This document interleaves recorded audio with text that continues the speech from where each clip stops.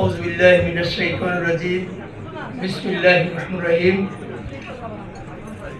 Bangladesh lawyers council কর্তৃক আয়োজিত আজকের ইফতার মাহফিলের সম্মানিত সভাপতি, সম্মানিত প্রধান অতিথি যিনি আসতেছেন ইতিমধ্যে এসে পড়বেন, বিশ্ব অতিথিবৃন্দ, লয়ার্স কাউন্সিলের কেন্দ্রীয় নেতৃবৃন্দ, সুধীমণ্ডলী, বিজ্ঞ আইনজীবী ভাই বোনেরা, আসসালামু আলাইকুম ওয়া রাহমাতুল্লাহ।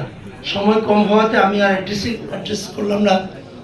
সম্মানিত সুধীমণ্ডলী, আল্লাহ রাব্বুল আলামিন পবিত্র কোরআনে ঘোষণা করেছেন, কুতিবা আলাইকুমুস সিয়ামু কামা কুতিবা আলাল লাযিনা মিন কাবলিকুম লাআল্লাকুম তাত্তাকুন। তোমাদের উপর রোজা ফরজ করা হয়েছে, যেমন ফরজ করা হয়েছিল তোমাদের পূর্ববর্তীদের উপর, যাতে করে তোমরা তাকওয়া অর্জন করতে পারো। এখন এই তাকওয়াটা কি? তাকওয়া অর্জন করার জন্য আমাদের উপর রোজা ফরজ করা হয়েছে।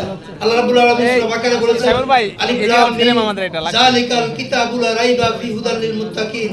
আল্লাহ বলছেন এটা এমন একটা কিতাব যাতে কোনো সন্দেহ নেই, এটা হচ্ছে মুত্তাকিনদের জন্য হেদায়েত। তাইলে আমরা এই মুত্তাকিন যারা, তাদের জন্য হেদায়েত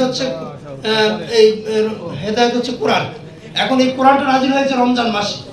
এই রমজান মাস হচ্ছে প্রশিক্ষণের মাস। এই প্রশিক্ষণের 12টি মাসের মধ্যে একটি মাস হচ্ছে প্রশিক্ষণের মাস।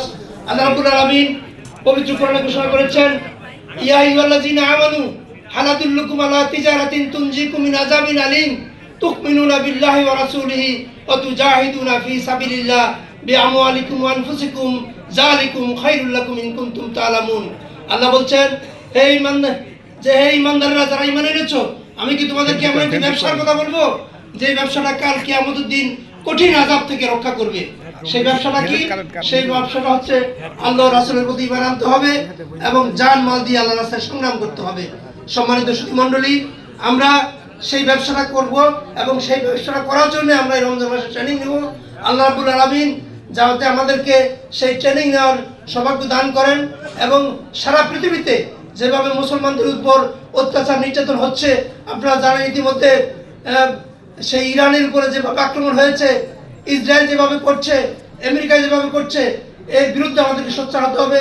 আমরা আল্লাহর কাছে দোয়া করি, আল্লাহ যেন যারা সেখানে মারা গিয়েছেন, আল্লাহ যেন তাদেরকে ব্যস্ত নসিব করেন এবং এই রমজানের শিক্ষা নিয়ে আমরা যাতে আমাদের বাকি জীবন অতিবাহিত করতে পারি, চালাতে পারি, সেই তৌফিক কামনা করে আমার কথা শেষ করছি।